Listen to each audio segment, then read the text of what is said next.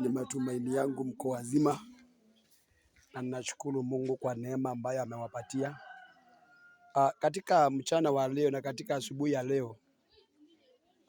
Nimekuwa kwa maombi nikiomba kwa ajili ya nyakati na muda wa kila jambo Mhubiri 3, na ninaendelea naye maombi, na ningetaka kila mmoja tuombe pamoja naye. Kwa hivyo nataka kila mmoja ajiandae ili tukafikie kuanza maombi, na Mungu akawabariki sana. Nimeingia kwa huduma leo tukiwa Saturday, nimeingia huduma hapa Machakos, Kilimani Kambia ndeke Kiathi Meoni Market. Niko mahali hapa huduma, kanisa linaitwa Power of God Ministry Church, na Mungu ni wa neema. Majina yangu ni Prophet David, nikiwakaribisha nyote katika huduma, nikisema karibuni nyote na Mungu awabariki sana.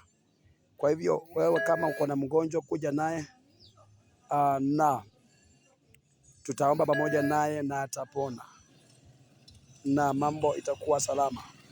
Wewe uliyefungwa jiandae, tuombe pamoja na utafunguliwa masaa haya.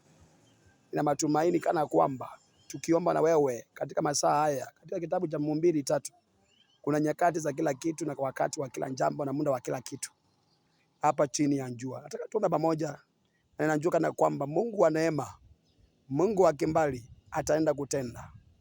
Aliyemtendea Danieli ataenda kukutendea na wewe.